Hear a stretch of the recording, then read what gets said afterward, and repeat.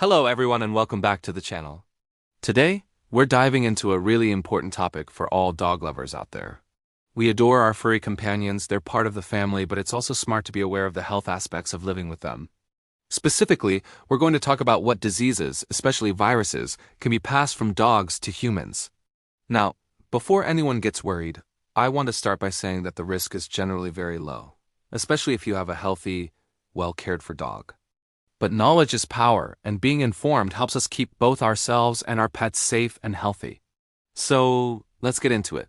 First up, let's tackle the big one: viruses. When people think of a virus transmitted from a dog, the one that usually comes to mind is rabies, and for good reason. Rabies is the most serious and dangerous virus we can get from our dogs. It's transmitted through the saliva of an infected animal, usually through a bite, but it can also happen if infected saliva gets into an open wound or onto mucous membranes like your eyes or mouth. The scary thing about rabies is that once symptoms appear, it is almost always fatal. There's no effective treatment at that stage. This sounds terrifying, and it is, but here's the crucial part: rabies is almost 100% preventable. The single most effective way to prevent rabies is by vaccinating your dog. In many places, the rabies vaccine is required by law, and for good reason. It protects your dog, it protects you, and it protects the entire community. So if you do nothing else, please make sure your dog's rabies vaccination is always up to date. It's a simple, life-saving step. Now, what about other viruses? Thankfully, the list of viruses that commonly jump from dogs to people is very short. Another one you might hear about is Norovirus. You've probably heard of Norovirus in the context of cruise ships or schools. It has that nasty stomach bug that causes vomiting and diarrhea. While dogs can't get sick from the human strain of Norovirus, some research suggests they can act as carriers. This means they could potentially pick up the virus on their fur or paws.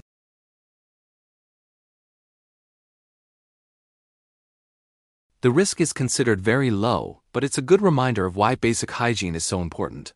We'll talk more about prevention tips in a bit, but this is a perfect example of why washing your hands after petting your dog, especially before you eat, is always a smart habit. There's another one I want to mention, though it's a bit of a gray area: Bordetella bronchizeptica. You probably know this as one of the main causes of kennel cough. Now, technically, Bordetella is a bacterium, not a virus. However, it's often part of the kennel cough complex, which can include viral agents. So it's frequently discussed in the same breath. Can humans get it? Yes, but it's extremely rare. It typically only affects people who are severely immunocompromised, for example, someone undergoing chemotherapy or with an advanced immunodeficiency disease. For the average healthy person, the risk is negligible. But it highlights an important point. People with weakened immune systems should be extra cautious around pets and talk to both their doctor and their veterinarian about any potential risks. So to recap the viral side of things, rabies is the main concern, but it's preventable with vaccination. Other viral transmissions are very rare. But that's not the whole story of zoonotic diseases, which is the technical term for diseases passed from animals to people. While viruses get a lot of attention, it's actually more common for other types of germs, like bacteria, parasites, and fungi, to be transmitted from our canine friends. Let's talk about bacteria. There are a few common ones. Salmonella and Campylobacter are bacteria that can cause some pretty unpleasant gastrointestinal issues in people. Think food poisoning symptoms. Dogs can carry these bacteria in their gut and shed them in their feces, often without showing any signs of illness themselves.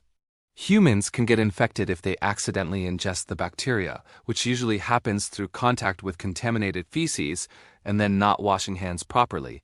This is especially a risk for young children who play on the floor and put their hands in their mouths. This is why cleaning up dog waste promptly and thoroughly, and of course, hand hygiene, is so critical. Another bacteria to be aware of is Leptospira. This one is different because it's spread through the urine of an infected animal. Dogs can pick it up from contaminated water, soil, or food, like drinking from a puddle that an infected raccoon or rodent has urinated in. In dogs, leptospirosis can be a serious disease, causing kidney and liver failure. In humans, it can cause flu-like symptoms, and in severe cases, can also lead to kidney or liver damage. The good news is there's a vaccine for leptospirosis for dogs, and it's highly recommended, especially if your dog spends a lot of time outdoors, swimming in lakes, or in areas with wildlife. Then there's one called Capna pseudophaga. This is a bacteria that lives in the mouths of many healthy dogs and cats. For most people, it's harmless. However, in rare cases, especially in people with a weakened immune system or who have had their spleen removed, it can cause a serious infection if it gets into the bloodstream through a bite or even just a lick on an open cut. Again, the risk is very low for the general population, but it's a good reason to always clean any dog bite or scratch thoroughly, no matter how small it seems. Moving on from bacteria, let's touch on parasites. These are probably the most common things our dogs can share with us, especially internal parasites like roundworms and hookworms. Dogs, particularly puppies, can be born with roundworms or get them from their mother's milk.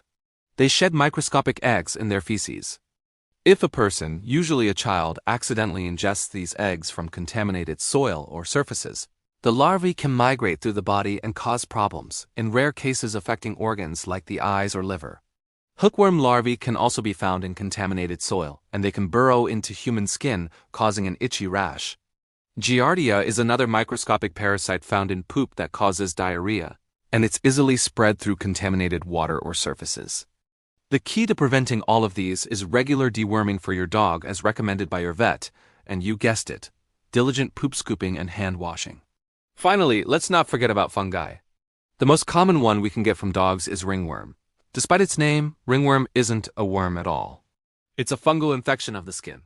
It causes a classic circular, red, itchy rash on people, and in dogs, it might look like a patch of hair loss with scaly skin. It's as highly contagious and can be passed through direct contact with an infected dog or by touching contaminated items like bedding, brushes, or furniture. If you suspect your dog has ringworm, it's important to see a vet right away to get treatment for them and to prevent it from spreading to the rest of the family. Okay, that was a lot of information, and it might sound a little scary, but I want to bring it all back into perspective. The bond we share with our dogs is precious, and the benefits of having them in our lives far outweigh these risks, especially because the risks are so manageable. Think of it as your healthy pet, healthy you checklist. First and foremost, vaccinate. Stay on top of your dog's vaccination schedule. The rabies vaccine is non-negotiable. Also, talk to your vet about other vaccines like Leptospirosis and Bordetella based on your dog's lifestyle and where you live. This is your first line of defense. Second, hygiene, hygiene, hygiene. This is the single most effective thing you can do to prevent the spread of most bacteria and parasites. Wash your hands with soap and water after petting your dog, after handling their food or toys, and especially after cleaning up their waste. Teach your children to do the same. If soap and water aren't available, use an alcohol-based hand sanitizer.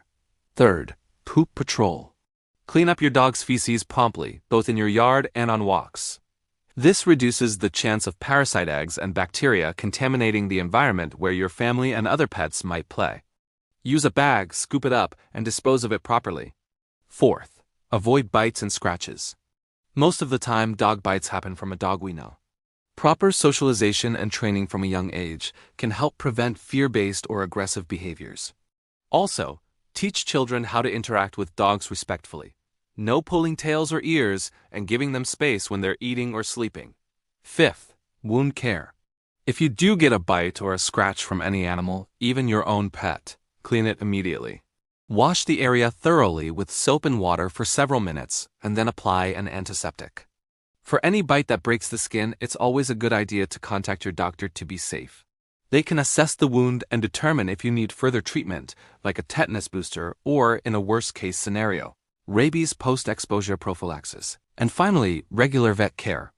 Your veterinarian is your partner in keeping your pet healthy.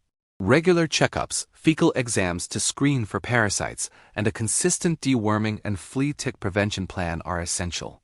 A healthy dog is much less likely to harbor or transmit any kind of disease. So there you have it. While it's technically possible for our dogs to transmit viruses and other germs to us, being a responsible and informed pet owner dramatically minimizes those risks.